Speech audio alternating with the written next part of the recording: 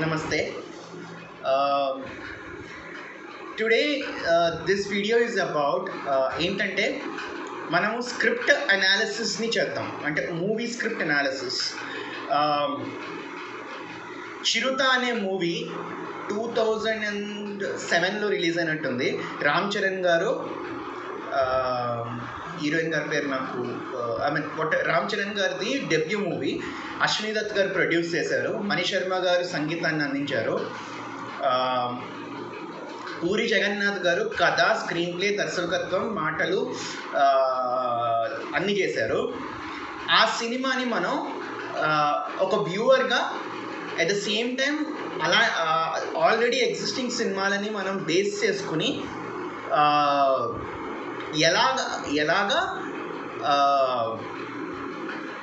మనం స్క్రిప్ట్ రాయగలం అనేది మనం డిస్కస్ చేద్దాం. ఓకే, ఆ డిస్కస్ చేసే ముందు please subscribe to my channel paper sweet productions. Okay, please do subscribe. Okay, thank you very much.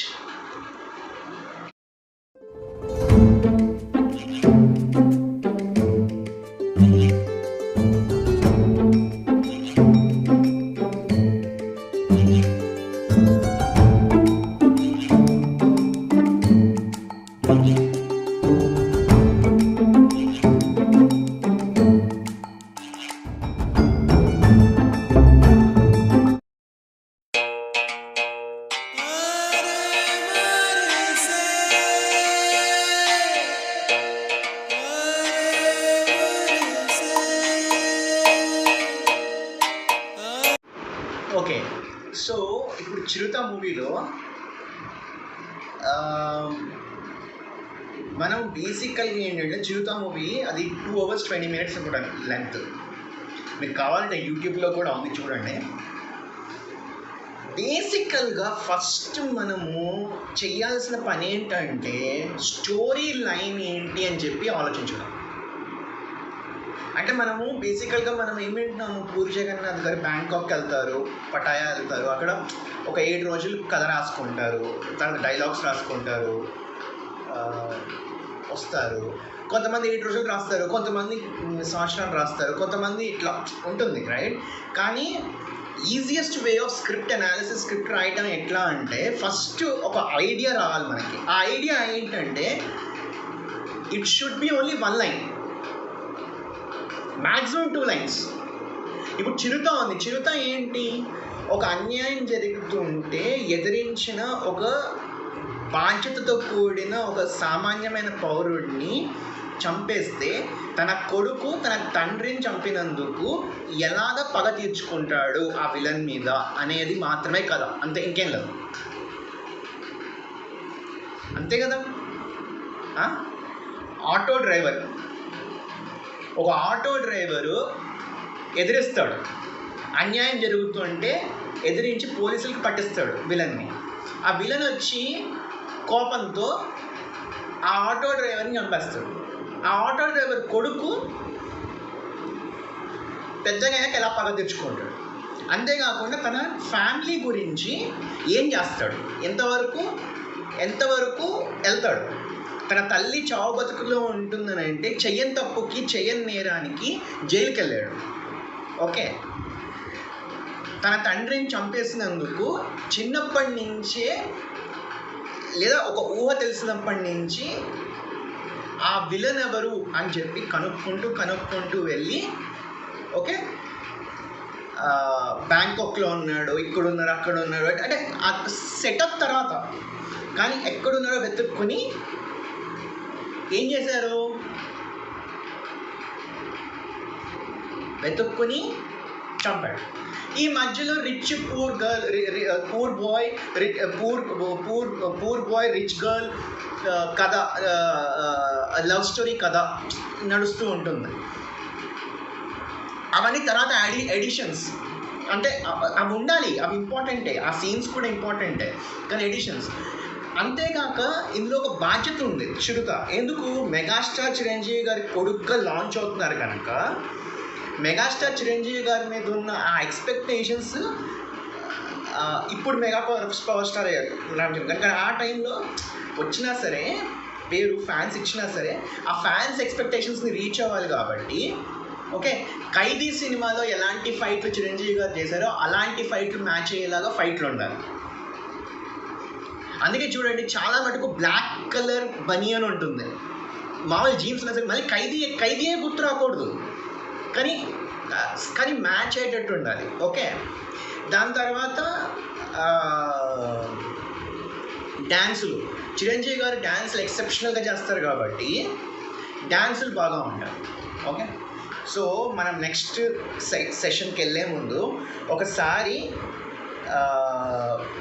Chirutha movie యొక్క ఏమంటారు సీన్స్ క్లిప్స్ ఉంటాయి కదా, అవి చూద్దాం. ఓకే, చూసి మళ్ళీ మనం ఒక స్టెప్ బై స్టెప్ ఎలాగ రాయాలి అనేది, స్క్రీన్ ప్లే ఎట్లా రాసుకోవాలనేది డిస్కస్ చేసుకుందాం. ఓకే,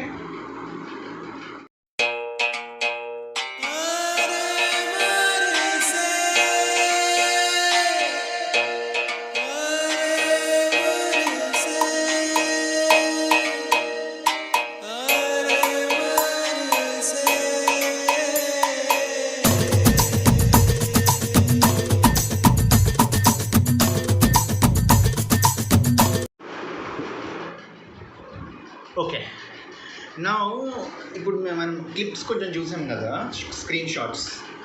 సో ఇప్పుడు కొన్నిట్లో ఇప్పుడు ఫస్ట్ మనం ఏంటంటే మనం ఒక లైన్ అనుకున్నాం.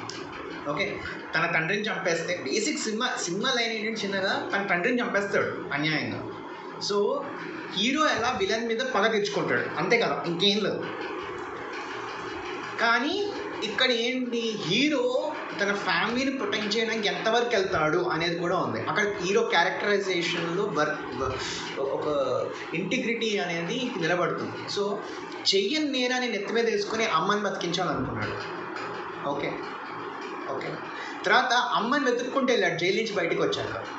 ఓకే, అంతకుముందు జైల్లో తన బుల్లింగ్కి గురవుతే చాలాసార్లు భరించి ఎవరైతే బుల్లింగ్ చేస్తారో తనని ఎదుర్కొన్నాడు. అంటే దునియాదారి ఏంటనేది తెలుసుకున్నాడు అక్కడే. ఓకే, తర్వాత జైలు నుంచి బయటికి వచ్చి జైలుకి వెళ్ళమని ప్రపోజల్ ఇచ్చిన తనిఖీల భరణి గారి క్యారెక్టర్ దగ్గరికి వెళ్ళి అమ్మ గురించి అడగడం మొదలెట్టాడు. అమ్మ చనిపోయినాక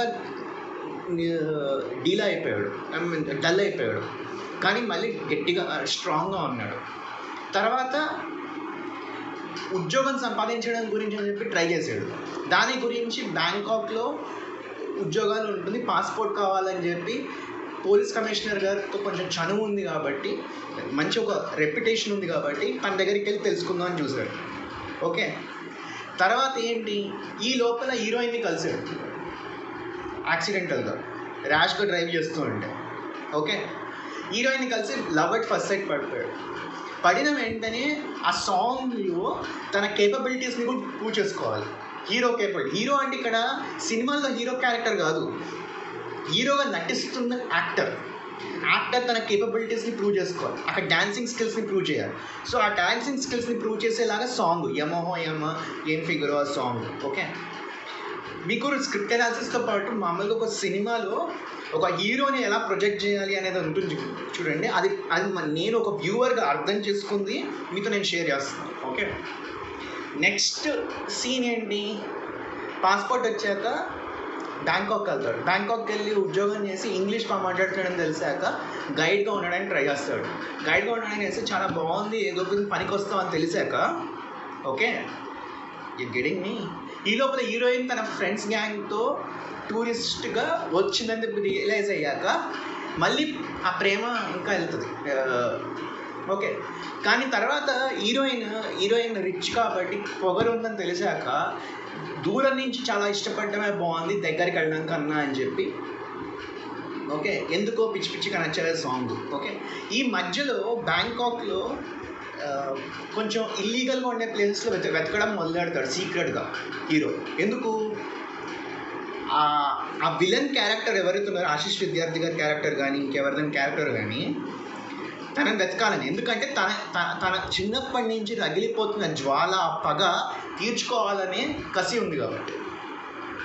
ఓకే, ఇదిగోండి ఇది రియల్ లైఫ్లో పగలు ప్రతీకారాలు వర్కౌట్ అవ్వవు, కానీ సినిమా కాబట్టి హీరోయిజం అవన్నీ ఉంటాయి కాబట్టి నేను మామూలుగా చెప్తున్నాను. ఓకే, మీరు ఇది చూసి తప్పుడుగా ఇన్స్పైర్ అవ్వడం లాంటివి జరగకండి, అంటే అవుతుందని కాదు, మామూలుగా చెప్తున్నాను. ఓకే, సో నెక్స్ట్ ఏంటి, తను వెతికాక అక్కడ ఫైట్ ఉంటుంది. ఓకే, ఫస్ట్ ఫైట్ ఎక్కడ, జైల్లో ఇంట్రొడక్షన్ ఫైట్. ఓకే, అక్కడ బుల్లింగ్ చేసే వాళ్ళని ఒక ర్యాంప్ వేసుకుంటాడు. ఓకే, సెకండ్ ఫైట్ ఎక్కడ, బ్యాంకాక్లో. ఓకే, అలాగే కొన్ని తర్వాత ఇంకొన్ని ఫైట్ ఎక్కడ, తర్వాత సముద్రంలో తప్పిపోవడం. ఈ లోపల ఎందుకో పిచ్చి పిచ్చిగా సాంగ్ తర్వాత సముద్రంలో తప్పిపోవడం. అక్కడ బేసికల్గా హీరోయిన్ని ర్యాగింగ్ చేస్తాం. ఎందుకంటే తనకి మానవత్వం తెలియాలి అని చెప్పి, మనిషిని మనిషిగా చూడడం తెలియాలని చెప్పి చేస్తాడు. ఈ లోపల చేసి తన ప్రేమను వ్యక్తపరిచాక తను కూడా ప్రేమలో పడుతుంది. తర్వాత వీళ్ళిద్దరు తప్పిపోయారని తెలిసాక తండ్రి వెతకడం మొదలెట్టాక ఒక గైడ్తో ఉంది అని తెలిసాక, ఊరు ఫెలో అని తెలిసాక కొన్ని డబ్బున్న వాళ్ళకున్న అనుమానాలు ఉంటాయి చూడండి, అవి వస్తాయి. ఓకే, ఈ లోపల కొంచెం ఏదో ఫైట్ అవన్నీ ఉంటుంది. ఓకే, నేను మొత్తం సినిమా చెప్పను, బోర్ కొట్టించాను. Okay, what I mean to say is, నేను ఫస్ట్ ఉన్నట్టుగా నేను సినిమా చెప్తున్నాను. ఓకే, తర్వాత ఈ లోపల తన అమ్మ, నేను నీకు ప్రకాష్ రాజ్ నీ అమ్మని ఇస్తాను అని చెప్పి తనికెళ్ళ బర్ని గారు మంచివాడు అనుకుంటాడు, తనే చెడ్డవాడు అవుతున్నాడని తెలిసి ఓకే నిరుత్సాహపడతాడు. కానీ అమ్మ దొరుకుతుంది. అమ్మ దొరికింది చాలు, నాకు అమ్మాయి ఎక్కర్లేదని చెప్పి వదిలేస్తాడు. ఈ లోపల 2-3 పాటలు ఉన్నాయి. ఓకే, కానీ అమ్మాయిని తీసుకెళ్ళిపోతాడు. ఓకే, ఇది ఉందండి మధ్యలో ఇంకేదో సీన్ ఉన్నట్టుంది. కామెడీ సీన్స్తో పాటు బ్రహ్మానంద ఎంఎస్ నారాయణ గారి కామెడీ సీన్తో పాటు ధర్మవర సుబ్రహ్మణ్యం గారి కామెడీ సీన్స్తో పాటు ఆలీ గారి లక్ష్మి కామెడీ సీన్స్తో పాటు బేసికల్గా నాకు నీ మీద పగుందని చెప్పి వ్యక్తపరిచేదో సీన్ ఉన్నాక నువ్వు ఏ అబ్బకు పుట్టిన కొడుకురా అని అందుకే లాస్ట్లో అడుగుతాడు, నాకు ఐడియా కావాలి కదా అని చెప్పి అంటాడు. ఓకే, సో నేను ఏమంటున్నానంటే హీరోకి అన్యాయం జరిగింది, సో పగ తీర్చుకుంటున్నాడు. అది ఎప్పటి నుంచో జరుగుతుంది కదా. ఓకే, జంజీర్ టైం నుంచి జరుగుతుంది. అమితాబ్ బచ్చన్ జంజీర్ని తెలుగులో నిప్పు లాంటి మనిషిని తీశారు కదా, అక్కడ కూడా అంతే కదా. లేదంటే ఇప్పుడు హనుమాన్ ఏదైతే వచ్చిందో అది యాక్చువల్లీ తెలుగులో ఫస్ట్ సూపర్ మ్యాన్ అని చెప్పి ఎన్టీ రామారావు గారు తీశారు. అందులో ఏంటి, హనుమాన్ అన్యాయం జరిగితే తల్లిదండ్రులను చంపేస్తే ఆ బాబు వెళ్ళి హనుమంతుడు పూజ చేసి పవర్స్ పొందుతాడు. ఓకే, సో ఎందుకు రివెంజ్ తీర్చుకోవడానికి. ఓకే, సో ఏంటంటే తనకి అన్యాయం జరిగితే రివెంజ్ తీర్చుకోవాలి అనే కథ ఎప్పటి నుంచో ఉంది. ఓకే, కానీ పూరి జగన్నాథ్ గారు చేసింది ఏంటి, పూరి జగన్నాథ్ గారు ఫస్ట్ హీరో పగ తీర్చుకుంటాడు, కానీ అక్కడ లవ్ స్టోరీ చూపించాలి. ఇంట్రొడక్షన్ సినిమా కాబట్టి రామచరణ్ అక్కడ లవ్ స్టోరీ చూపించాలి, రివెంజ్ చూపించాలి, ఫైట్స్ చూపించాలి, డ్యాన్సులు చూపించాలి. అట్ ద సేమ్ టైం తన స్క్రీన్ ప్లే కూడా కరెక్ట్గా డైరెక్టర్గా తనకున్న మార్క్ కూడా ఉండాలి. ఓకే, అంతేకాకుండా కామెడీ కూడా ఉండాలి. ఓకే, సినిమా 80 days 90 days ఆడినట్టుంది, కానీ హిట్ అయితే అయింది. చిరుత ఇంట్రొడక్షన్ సినిమా మంచి సినిమానే అన్నట్టు అయింది. Okay, because he proved his Ram Charan Garu proved his dancing skills and fight skills and all those when it got released. Okay, so నేనేమంటానంటే మనము ఒక ఐడియా అనుకున్నాక ఓకే ఈ సీన్ తర్వాత ఈ సీన్ ఉండాలి, ఈ సీన్ తర్వాత ఈ సీన్ ఉండాలి, ఈ సీన్ తర్వాత ఈ సీన్ ఉండాలి అన్న విజువలైజేషన్ ఉండాలి. ఫస్ట్ విజువలైజేషన్ అది ఉండాలి. సెకండ్ విజువలైజేషన్ ఏంటంటే ఈ సీన్ ఎలా ప్రొజెక్ట్ చేయాలి ఆ విజువలైజేషన్ ఉండాలి. అంటే ఇప్పుడు 5 సీన్లు ఉన్నాయనుకోండి. ఓకే, ఫస్ట్ సీన్ 1 తర్వాత సీన్ 2 రావాలి, సీన్ 2 తర్వాత సీన్ 3 రావాలి, సీన్ 3 తర్వాత సీన్ 4 రావాలి, సీన్ 4 తర్వాత సీన్ 5 రావాలి అనే విజువలైజేషన్ ఉండాలి. అది లీనియర్. మీరు బేసికల్గా సీన్లని లీనియర్ స్క్రీన్ ప్లేగా రాస్తున్నారా, నాన్ లీనియర్ స్క్రీన్ ప్లేగా రాస్తున్నారా, అది మీ ఇష్టం, అది మన ఇష్టం. అంటే అది ఏం చేస్తే, ఎలా చేస్తే ఆడియన్స్ మనం చెప్పే ఇప్పుడు ఫర్ సపోజ్ నేను చెప్పే ఈ యూట్యూబ్ వీడియో ఇంట్రెస్టింగ్గా చెప్పకపోతే ఎవడైనా తీస్తాడు కదా. ఓకే, యూ గెటింగ్ మీ? ఇంట్రెస్టింగ్గా చెప్పాలి అని అంటే నేను ఏం చేయాలి, అది ఆలోచిస్తూనే ఉండాలి. నేను యూట్యూబ్ వీడియోస్ చేస్తున్నాను అని అంటే. అలాగే సినిమాలో కూడా అన్నిటికన్నా ముఖ్యంగా నాటకాల్లో కానీ సినిమాలో కూడా ఏ సీన్ తర్వాత ఏ సీన్ ఉంటే ఆడియన్స్ హుక్ అవుతారనేది ఆలోచించాలి. తర్వాత నేను చాలా మటుకు మాట్లాడాక నాకు అర్థమైంది ఏంటంటే, ఫస్ట్ మనం ఆడియన్సెస్ మైండ్ని బ్రెయిన్ని తక్కువ చేస్తున్నామని కాదు, కానీ ఫస్ట్ బెంచర్స్ ఉంటారు చూడండి. ఓకే, డ్రెస్ సర్కిల్ వాళ్ళు సినిమా థియేటర్లో డ్రెస్ సర్కిల్ వాళ్ళు ఉంటారు కదా, వాళ్ళకి సినిమా అర్థం అవ్వాలి. ఓకే, సో ఈ సీన్ తర్వాత ఈ సీన్ తర్వాత ఈ సీన్. ఇప్పుడు గమ్యం సినిమా ఉంది, అది నాన్ లీనియర్ స్క్రీన్ ప్లే. ఏ గమ్యం అంటున్నా నేను, అల్లరి నరేష్ సర్వానంద్ గారి గమ్యం, అది non linear screenplay. Okay, అట్లాగే ఇప్పుడు వేదం ఉంది, అది కూడా కొంతవరకు నాన్ లీనియర్ స్క్రీన్ ప్లే లాంటిదే. ఓకే,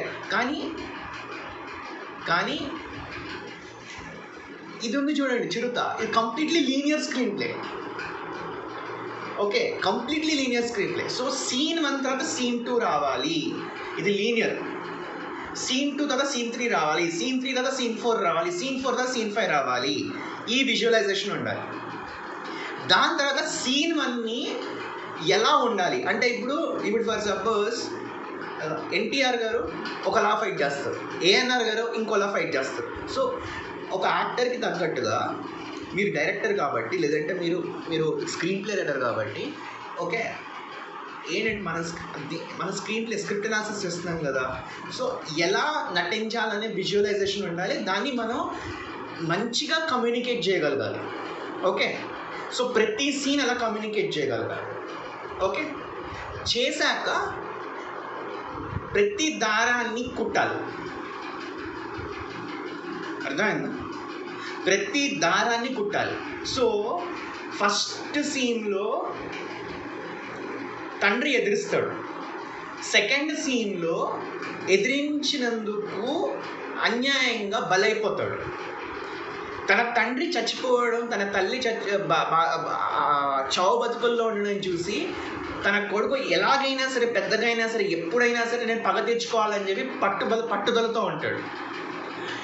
ఏ విధంగా తర్వాత మధ్యలో లవ్లో పడతాడు, అవన్నీ ఉన్నాయి, కొన్ని కామెడీ సీన్స్ ఉన్నాయి, అవన్నీ ఉన్నాయి. తర్వాత ఏ విధంగా విలన్ మీద రివెంజ్ తీర్చుకుంటాడు అండ్ ఎలా తీర్చుకుంటాడు ఇవన్నీ కొట్టాలి.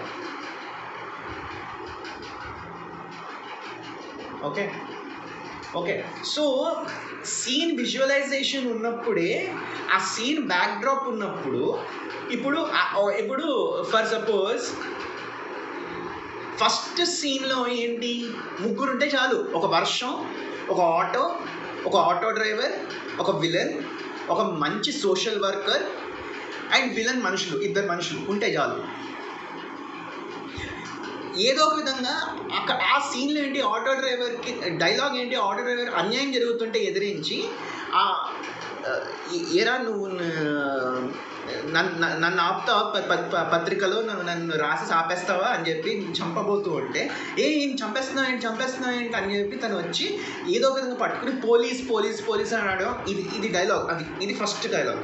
సో ఈ సీన్లో ముగ్గురుంటే చాలు అని మనకు అర్థమైపోతుంది, రైట్? నేను ఆల్రెడీ ఎగ్జిస్టింగ్ కథ తీసుకున్నాను కాబట్టి ఈజీగా ఉంది. కానీ అంటే నేను ఇంపాసిబుల్ అని నేను అనట్లేదు. మీకున్న కథ, మీకున్న ఐడియాకి, సీన్కి ఎన్ని పాత్రలు ఉండాలి, ఎంత డైలాగ్ ఉండాలి, ఎవరెవరు డైలాగ్ సంభాషణ ఉండాలి అనేది మీకు తెలుస్తుంది. కాబట్టి మీకు ఐడియా ఉంటుంది, మీకు క్లారిటీ ఉంటుంది. ఓకే, సో మై అండర్స్టాండింగ్ ఏంటంటే, ప్రతి సీన్ని విజువలైజ్ చేసేటప్పుడు ఎన్ని క్యారెక్టర్స్ ఉండాలి, ఎంత బ్యాక్ డ్రాప్ ఉండాలి తెలిసిపోతుంది. ఓకే ఓకే అంటే నేను చిరుతల మాట్లాడేటప్పుడు వెంకీ సినిమా గురించి మాట్లాడుతున్నాను అనుకోకండి. వెంకీ సినిమాలో సగానికి సగం అనేది సగానికి సగం సినిమా ఒకే కంపార్ట్మెంట్లో జరుగుతుంది. దాని గురించి వెంకీ సినిమా గురించి స్క్రిప్ట్ అనాలిసిస్ గురించి తర్వాత మాట్లాడుకుందాం నెక్స్ట్ వీక్. ఓకే ఒక కంపార్ట్మెంట్ జరుగుతుంది. సో ట్రైన్ బయట నుంచి ట్రైన్ ఓకే చోటా నాయుడు లాంటి ఆల్రెడీ ఎగ్జిస్టింగ్ ఫోటోగ్రాఫర్స్ సినిమాటోగ్రాఫర్స్ కానీ ఇంకెవరైనా కానీ వాళ్ళు బయట నుంచి ట్రైన్ చాలా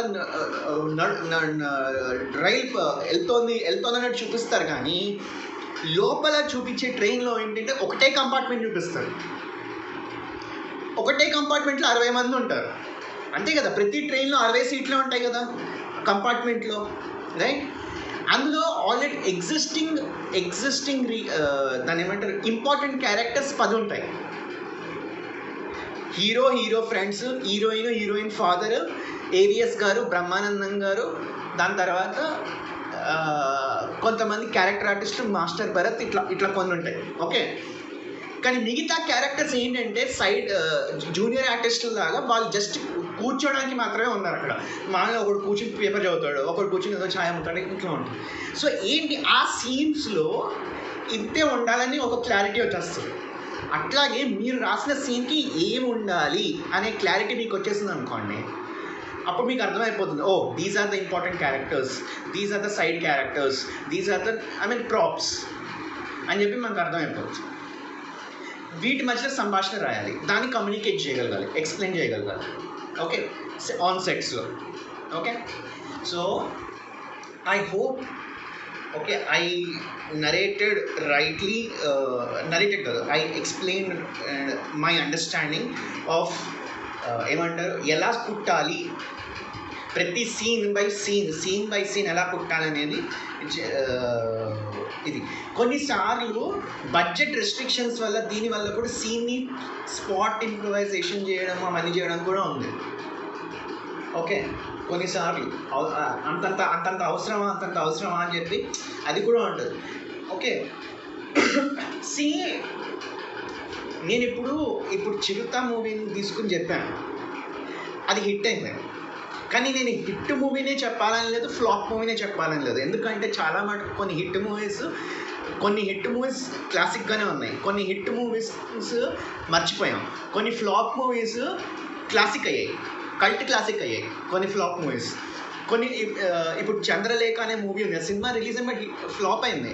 కానీ ఇప్పుడు టీవీలో వచ్చినప్పుడు చాలామంది చంద్రలేఖ మూవీ చాలా బాగుంది అని అంటారు, రైట్. సో ఎందుకంటే అది అంతే, అది కొన్ని ఏజ్ పెరుగుతున్న కొద్దీ గ్రో అవుద్ది. కొన్ని ఫ్లాప్ మూవీస్గానే ఉంటాయి. ఓకే కానీ నేను హిట్ ఫ్లాప్ గురించి మాట్లాడట్లేదు, మనం స్క్రిప్ట్ అనాలిసిస్ గురించే మాట్లాడుతున్నాం. స్క్రిప్ట్ అనాలిసిస్ అంటే ఏంటంటే నాకు ఒక ఐడియా వచ్చినప్పుడు నేను దాన్ని ఇప్పుడు 120 నిమిషాలు సినిమా రాయాలి అని అంటే, ఓకే 10 సీన్లు రాయాలి అని అనుకోండి, అంటే ప్రతి సీన్ 12 నిమిషాలు ఉండాలి. లేదా 12 సీన్లు రాయాలనుకోండి, ప్రతి సీన్ 10 నిమిషాలు ఉండాలి. లేదా 24 సీన్లు రాయాలనుకోండి, ప్రతి సీన్ ఒక 2 minutes అట్లా సంథింగ్ లైక్ దట్ ఉండాలి. Okay you getting what I'm saying? So it's all based on understanding. So I hope this script analysis is sufficient. నేను చాలా ఎక్కువ మాట్లాడుతున్నాను. I can't make more podcast. Extended dragging the pod. I can't drag the podcast. I hope I want to know this script analysis మీరు విన్నాక మీరు ఏమనుకుంటున్నారు అనేది comment సెక్షన్లో పెట్టండి. చిరుత మూవీ గురించి వాటి గురించి ప్రతి సీన్ బై సీన్ అది పెట్టండి. అండ్ కామెడీ సీన్స్ రాయడం అనేది చాలా కష్టం. కామెడీ సీన్స్ ఎలా రాయాలి అనేది వేరే సెషన్లో మాట్లాడుకుందాం. ఓకే టిల్ దెన్ నమస్తే.